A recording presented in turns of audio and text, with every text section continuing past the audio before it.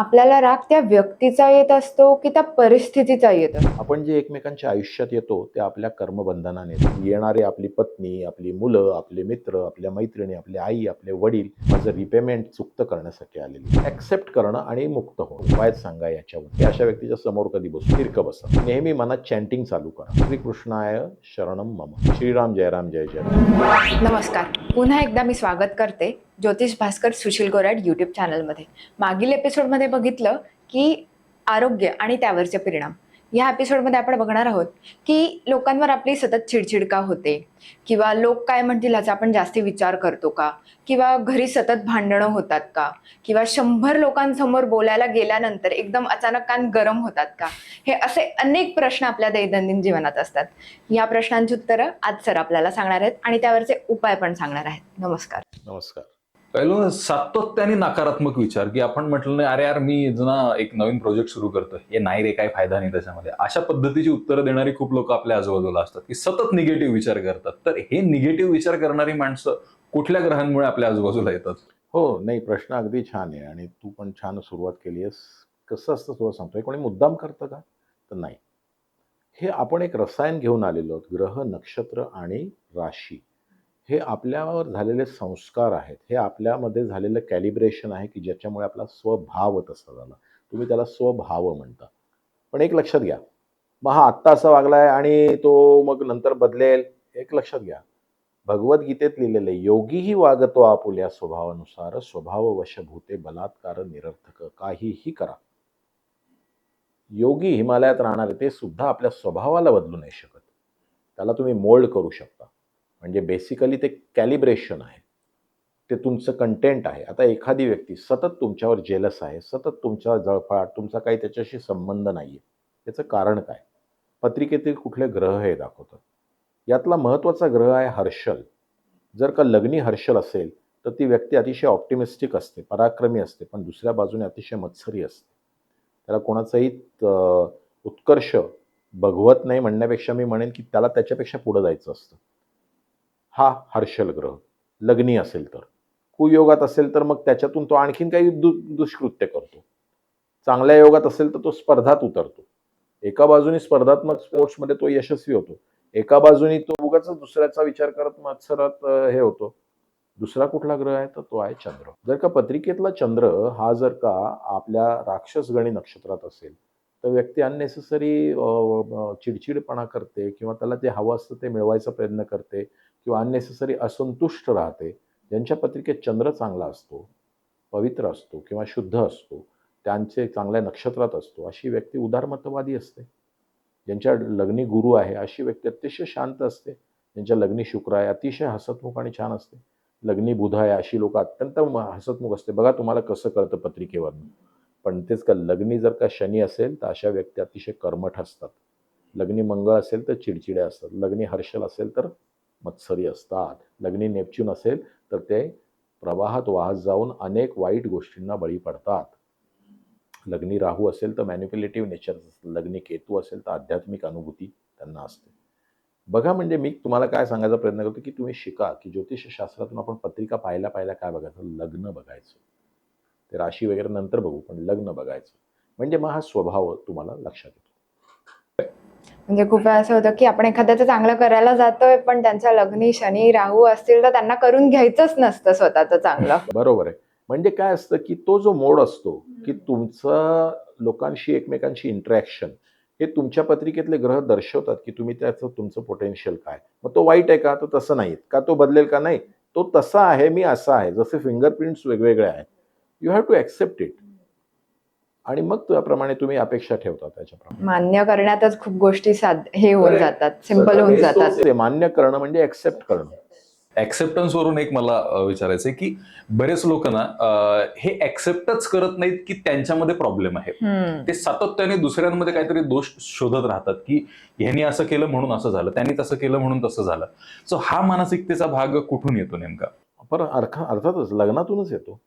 लग्नी जर का असे नक्षत्र किंवा लग्नी जर का असे ग्रह असेल, लग्नी समजा आश्लेषा नक्षत्र असेल, तर ही व्यक्ती नेहमी समोरच्याला खाली कसं पाडायचं ते बघत असते, टोचून बोलते. लग्नी जर का मघा असेल, तर त्यांना नेहमी स्वतःचं डॉमिनन्स पाहिजे असतं. लग्नी मूळ नक्षत्र असेल, कोणाचंही ऐकत नाही, तिरसटपणे वागू शकतात. लग्नी जर का कृत्तिका असेल, अतिशय ब्रिलियंट, परंतु त्यांना अजिबात विरोध सहन होत नाही. लग्नीत जर का स्वाती असेल, रोहिणी असेल, लग्नी मृग असेल किंवा चित्रा असेल, अशी अतिशय सुंदर प्रफुल्लित राहणारी मंडळी असतात. ॲक्सेप्टन्स चांगला असतो.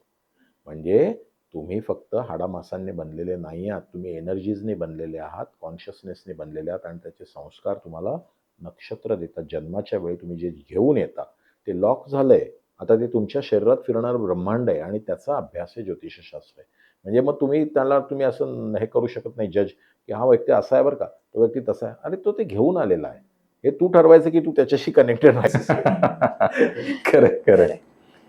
खूप वेळा असं होतं की कॉन्फिडन्स जो म्हणतो की काही काही लोकांमध्ये खूप कॉन्फिडन्स असतो, काही काही लोकांमध्ये ओव्हर कॉन्फिडन्स असतो आणि काही काही लोक इतकी शाय असतात की आपल्या नातेवाईकांची पण बोलत नाही.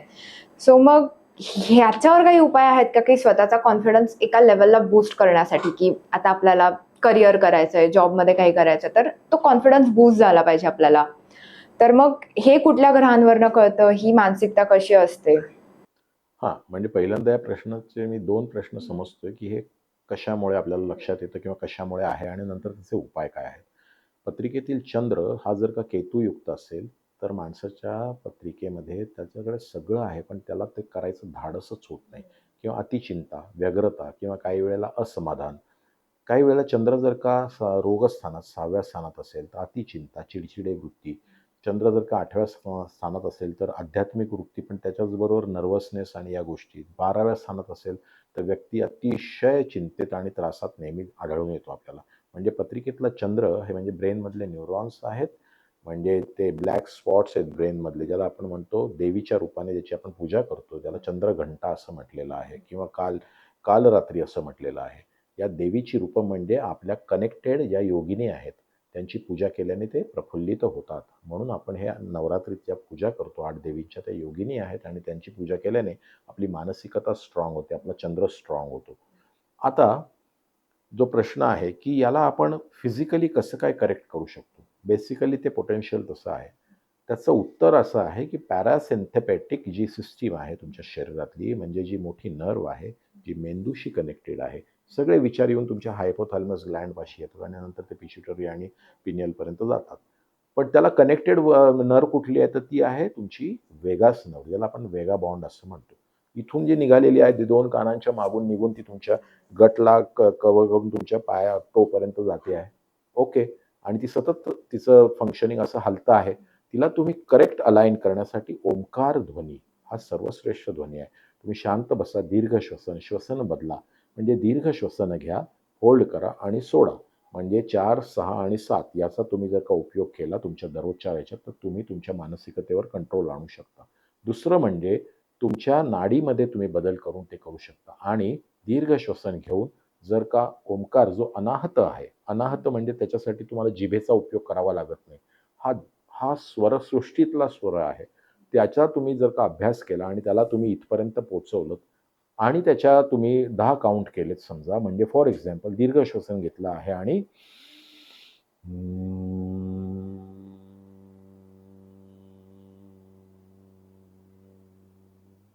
हे केल्याने ताबडतोब तुम्ही तुमच्या मानसिकतेवर कंट्रोल आणता. तुमची वेगस नर्व्ह स्टेबल व्हायला सुरुवात होते. वेगस नर्व्ह ही अशी नर्व्ह आहे, की तुमच्या 5 किंवा 7 चक्रांमध्ये उद्भवणाऱ्या ज्या काही गोष्टी तुम्ही ग्रहण करता, त्याच्यात व्हायब्रेशन्स निर्माण झाले, की वेगस नर्व्ह पहिल्यांदा इफेक्ट होते आणि तुम्ही रिस्पॉन्ड करता. तो रिस्पॉन्ड चांगला येण्यासाठी तिला पहिल्यांदा अलाइन करण्यासाठी ओंकार ध्वनी आणि दीर्घ श्वसन महत्त्वाचं आहे. हा त्याचा उपाय आहे. आता जर का धार्मिक उपाय पाहिजे असेल, तर दूध दान करा, शंकराच्या पिंडीवर बेलपत्र चढवा आणि हायपोथॅलमस ग्लँडचा जो मंत्र आहे, ओम नमः शिवाय, त्याचं चॅन्टिंग आहे. म्हणजे खूप वेळा असं होतं की खूप वर्षाचा एक्सपिरियन्स आहे किंवा 2-3 वर्षाचा एक्सपिरियन्स आहे आणि आता जॉब स्विच करायचा आहे, इंटरव्ह्यूला जायचंय, पण तरी भीती वाटते, येतंय सगळं, पण तिथे गेल्यावर तप होतंय, आपण हे होतोय, नर्वस होतोय खूप जास्ती. तर यासाठी पण ह्या गोष्टी करू शकतो आपण. नाडीचा उपयोग करून घ्या तुम्ही. तुम्ही सकाळी चेक करा, इथे असा त्रिकोण करा आणि मग बघा कुठली नाडी चालू आहे. तो पाय पहिल्यांदा जमिनीवर ठेवा. तुमची जी मेरिडियन्स असतात ते सगळे कनेक्ट इंटरलिंक्ड व्हायला सुरुवात होतात. त्या दिशेने 2 पावलं टाका. त्याच्यानंतर तुम्हाला जर का अशा पद्धतीचं काही इंटरव्ह्यू किंवा अशा स्पर्धांमध्ये जायचं असेल, तर सिम्पॅथेटिक म्हणजे तुम्हाला ज्याला म्हणतात की डावी नाकपुडी बंद करा, उजवी सूर्यनाडी जागृत करा, दीर्घ श्वसन आणि स्लो श्वसन 10 वेळेला करा, जा इंटरव्ह्यूला. खात्रीने सांगतो तुमच्यासमोर कोणी म्हणजे तुम्हाला डॉमिनेट करू शकत नाही. हे तुमच्यामध्येच आहे. पण मग ती तुमच्या पत्रिकेमध्ये तुम्ही म्हणता मग कॉन्फिडन्स नाही राहत, कित्येक वेळेला अशा गोष्टी होतात. कारण पत्रिका जेव्हा चेक करतो तेव्हा सूर्य तत्व तुमचं बिघडलेलं आहे. तुमची जास्त करून चंद्र नाडी चालते, त्याच्यामुळे तुमचा कॉन्फिडन्स कमी असतो. पण आहे ते तिथं मान्य आहे मला, पण मला आता उपयोग करून घ्यायचा आहे. तर मग मी माझी सूर्यनाडी जागृत करीन, जाईन इंटरव्ह्यूला, इंटरव्ह्यू क्रॅक करेन. या आपल्या हातात आहेत ना शेवटी गोष्टी. स्वतःवर विश्वास ठेवला पाहिजे. येस. काही लोकांची मानसिकता अशी असते ना की हावरेपणा असतो खूप, की सगळं मलाच पाहिजे, म्हणजे हे पण मला, ते पण मला, सगळं मलाच पाहिजे. तर हा हावरेपणा कुठून येतो नेमका माणसामध्ये? हे बघा काय असतं की पत्रिकेमध्ये फिलिंग ऑफ इनसिक्युरिटी म्हणजे एक प्रकारची अशी भावना निर्माण होणं की मला नाही मिळालं तर माझं काहीतरी नुकसान होईल किंवा मला पहिल्यांदा मिळायला पाहिजे व्हा, म्हणजे त्याला तुम्ही हावरेपणा म्हणता. ही फिलिंग ऑफ इनसिक्युरिटी पहिल्यांदा भयातून येते. भय भय म्हणजे तुमच्या शरीरातलं व्हायब्रेशन्स, कंपनं. त्या माणसाची श्वासाची गती चेक करा. हा माणूस खूप भरभर श्वास घेत असतो. हा त्याचा म्हणजे ज्याला म्हणतात ना मॅन्युफॅक्चरिंग फॉल्ट येतो मॅन्युफॅक्चरिंग डिफेक्ट आहे. किंवा ही सिस्टीम आहे त्याची असं समजा. पण मग का तो आपल्याला बदलता हो बदलता येते ना. याच्यासाठी योगशास्त्र आणि ध्यानधारणा प्राणायाम आहे. पण तुम्ही म्हणाल की नाही मी आता याला चांगला दयाळू आणि छान अगदी सुखी माणूस करेन, तर तसं कधीच होत नाही. कारण ही त्याची सिस्टीम आहे. त्याची ही त्याच्या पत्रिकेतले हे योग कशावरनं कळतात? चंद्र राहू बरं का, बुध वक्री, हे जे ग्रह असतात ना हे त्याला बऱ्याच वेळेला किंवा हर्षल, नेपच्यूनचे योग, लग्नी असणार राक्षसगणी नक्षत्र. लग्न म्हणजे तुमचं प्राक्तन आहे, म्हणजे हे तुमचं सर्वस्व ठरवतं. त्यावेळेस लग्न लॉक झालं की व्यक्ती तशा पद्धतीने रिॲक्ट होतो आयुष्यात. म्हणजे पत्रिकेवरनं कळतं की हा व्यक्ती कसा वागणार आहे आणि चंद्रावरनं कळतं की तो कसा विचार करणार आहे. म्हणजे तू जे म्हणतोस की तो हावरेपणा वगैरे त्याच्या लग्नी तो घेऊन आलेला आहे बरं का. म्हणजे हे त्याचं हे एक मेकॅनिझम बनलेलं आहे. Got it.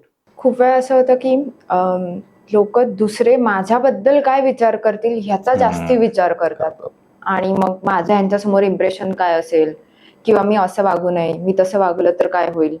तर ह्याचा मानसिकतेशी काय संबंध येऊ शकतो? ॲब्सोल्युटली डिपेंडन्सी आपण याला म्हणतो. कशामुळे निर्माण होते? कारण तुमचा चंद्र तेवढा बलवान नाहीये.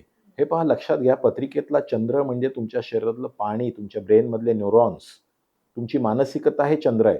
जर का चंद्र 6व्या स्थानात असेल तर व्यक्ती नेहमी दबून राहतो. त्याला कोणाचा तरी आधार पाहिजे असतो. किंवा पंचम स्थानात काही पापग्रह असतील तर अशा व्यक्तीला नेहमीच दडपण आणि स्ट्रेसचा सामना करावा लागतो. ज्याचं लग्न बलवान असतं, लग्नेश चांगला असतो, त्याच्या बाबतीत या गोष्टी घडत नाहीत. सिम्पली आता जर का हे आहेच तसं, माझ्या पत्रिकेत तसं आहे बुवा, मग त्याच्यावर उपाय काय? परत तेच योग साधना, ध्यानधारणा आणि धार्मिक उपाय म्हणाल तर शंकराची पूजा, ओम नमः शिवाय हा जाप, हायपोथॅलमस ग्लँडचा जाप आणि दूधदान हे केल्याने मानसिकता स्ट्रॉंग होते. मानसिकतेबद्दल बोलताना रस्त्यावरती भांडण होण्याची जी मानसिकता असते काही लोकांची, की काही झालं की लगेच भांडायला तयार असतात आणि मग त्याचं रूपांतर रोड रेजमध्ये होतं आणि मग आयुष्यभर त्या एका क्षणाचा राग आयुष्यभराचे परिणाम भोगायला लावतो. तर हे कशामुळे होतं? ते इन्स्टंटेनियस असतं का? नाही, हे इन्स्टंटेनियस नसतं. याच्यासाठी योग असतात. म्हणजे सृष्टीमध्ये घडणारे बदल. तुम्हाला याच प्रश्नाच्यासाठी आजकाल ते जरा जास्त झाल्याचं जाणवेल. याचं कारण असं आहे की पृथ्वीपासून आता चंद्र लांब चाललेला आहे. हे आपल्याला तुम्हाला जर का तुम्ही डीप स्टडी केले याबाबत तर नॅशनल जिओग्राफिक वगैरे वाचा तुम्ही, त्याच्यामध्ये तुम्हाला दिसून येईल. ही एक घटना आहे. याच्यामुळे पृथ्वीवरच्या पाण्याचं संतुलन बिघडलेलं आहे. म्हणजे अतिवृष्टी होणं किंवा कधी-कधी पाऊसच न पडणं. समुद्राचं स्तर आणि त्याचं रंग बदललेला आहे. थोडक्यात पृथ्वीच्या पाण्यामध्ये असंतुलन निर्माण झालेलं आहे. आपल्या शरीरामध्ये 70 ते 80% पाणीच आहे. आपल्या फीलिंग्ज आणि भावना या पाण्यावरच अवलंबून असतात. चंद्रामध्ये होणारे बदल, चंद्राचा बॅलन्स, पृथ्वीचा बॅलन्स, त्यांचे एकमेकातल्या आकर्षणाचे संबंध जेव्हा बिघडतात त्यावेळी व्यक्तीच्या मानसिकतेत फरक पडतो. म्हणून आजकाल लोक जास्त करून भ्रामक कल्पनांमध्ये जे व्हर्च्युअल वर्ल्ड आहे ते काय व्हॉट्सअप आणि काय मोबाईल आहे त्याच्यामध्ये जास्त रमलेले आहेत. लोकांचा आपल्या मनावर आणि मानसिकतेवरचा कंट्रोल सुटत चाललेला आहे. आणि म्हणून थोडेसे जर का बदल झाले, राहू काल आला दर 2 तासात असतो किंवा आपल्या राशीचे दुसऱ्या राशीशी संबंध आले, झालं, त्याची मानसिकता त्यालाच कळत नाही माझ्याबरोबर काय होतंय. पण मग हे मुद्दाम करतोयस का? नाही. You are like becoming a patient now, because you are getting prone to the virtual world more and more. जेव्हा लोक आपल्या मानसिकतेवर काम करतील, आपल्या शरीरातल्या पाण्यावरती काम करतील, योग साधना, भगवद्गीता, दीर्घ श्वसन, स्लो श्वसन आणि नम्र होणं, गुरुदेव दत्तांची पूजा करणं, या सगळ्या गोष्टी करतील, त्यावेळी हे ॲटोमॅटिकली कमी होतील. या गोष्टी काय इन्स्टंटेनियसली नाही आहेत. या गोष्टी मुद्दाम डेलिबरेट घडलेल्या आहेत आणि त्याच्यासाठी सृष्टी संपूर्ण काम करते आहे. सृष्टीमध्ये बदल होत आहेत. सृष्टी विनाशाकडे चाललेली आहे. पण त्याला आपण हातभार लावतो आहोत. कारण या सृष्टीचा संवारक हा माणूसच आहे फक्त. बरोबर. अगदी बरोबर सांगितलं तुम्ही की माणूसच या सगळ्या गोष्टींना कारणीभूत आहे आणि त्याच्यासाठी एकमेव उपाय म्हणजे की तुम्ही तुमचं डोकं शांत ठेवणं. आणि दुसरा उपाय म्हणजे असं आहे की भगवद्गीतेचं ज्ञान. भगवद्गीता प्रत्येक कॉलेजेसमध्ये, शाळांमध्ये आज शिकवली गेली पाहिजे. ही फक्त पुराण नाही आहे. हे आयुष्याचा मार्ग आहे. याच्यातून झालेले संस्कार व्यक्तींच्या मनावर बिंबवले पाहिजेत. प्रत्येकाने ते ग्रहण केले पाहिजेत आणि त्याप्रमाणे वागायला पाहिजे. म्हणजे मग हे प्रकार होणार नाहीत. खूप वेळा असं होतं की आपल्याला एखाद्या व्यक्तीचा राग येत असतो. मग आपल्याला राग त्या व्यक्तीचा येत असतो की त्या परिस्थितीचा येत असतो? कसं असतं की आता थोडंसं आपण वेगळ्या पद्धतीने या प्रश्नाकडे बघू.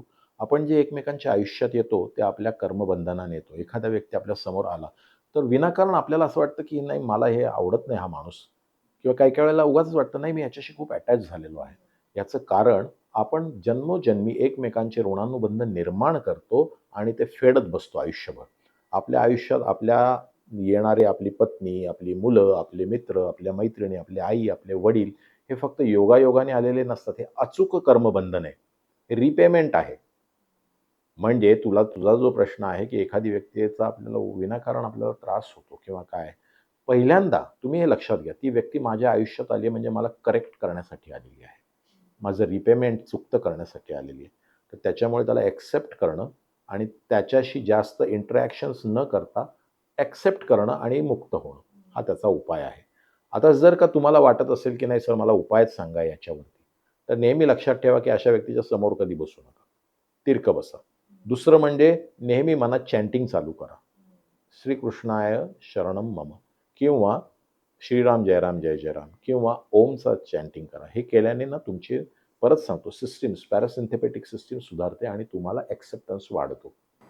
अनेकदा आपण असं बघतो की काही लोकांची मानसिकता अशी असते की मी जितका राग व्यक्त करेल तितके लोक मला घाबरून किंवा दबून राहतील आणि मग ते सातत्याने काही ना काही निमित्त काढून भांडणं काढत राहतात आणि त्याच्यामुळे मग इतरांना त्रास होतो. तर ह्याच्या मागे कारण काय आणि याच्यावर उपाय करायचा असेल तर तो काय असेल? हे कारण तेच आहे. अशा पत्रिकांमधली लोक शक्यतो मघा, मूळ किंवा आश्लेषा अशा नक्षत्रांमध्ये जन्मलेली असतात, किंवा आपण असं म्हणू की त्यांच्या पत्रिकांमध्ये असे योग असतात की त्यांच्यात असे गुणधर्म असतात की ते डॉमिनेट करायला बघतात नेहमीच.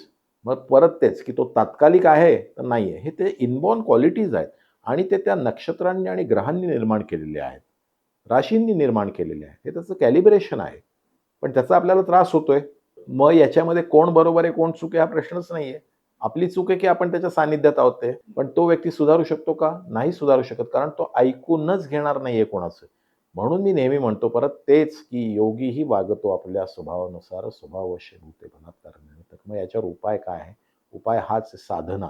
की हे तात्कालिक आहे बाबा, हा माझ्या समोर बसलाय तात्कालिक आहे, नंतर हा निघून जाईल आणि मी सुखी होईल. पण हे आहे की मी आता याच्याशी डोकेफोड नाही करत बसणार आहे. तो काही बोलला तरी मी इथून ऐकेन, इथून सोडून देईन, किंवा त्यातून मला करेक्शन मोडमध्ये जाता आलं तर जाईल. दिस इज द वे. म्हणजे इथे तुम्ही योग साधला. कशाचा योग साधला? तुम्ही भगवंताशी योग साधला. हा तुमच्या समोर आहे, हा फक्त तात्कालिक आहे. त्यामुळे आयुष्यातले अनेक प्रश्न हे मानसिकतेमुळे उद्भवतात आणि त्याचं उत्तरही मानसिकतेला सुधरवूनच तुम्हाला मिळू शकतं. त्यामुळे असे काही प्रश्न तुमचे असतील की ज्यामुळे मध्ये तुम्हाला असं वाटतं की यार ह्याच्यावर उपाय काय असावा, हे का घडतंय माझ्यासोबत, या प्रश्नांची सविस्तर उत्तरं व्यक्तिशः तुम्हाला हवी असतील तर ज्योतिष भास्कर सुशील कोराड सरांना तुम्ही डिस्क्रिप्शनमध्ये दिलेल्या नंबरवरती कॉन्टॅक्ट करू शकता. आणि आजचा एपिसोड कसा वाटला कमेंट्समध्ये नक्की सांगा आणि प्रश्न असतील तेही कमेंट्समध्ये नक्की टाका.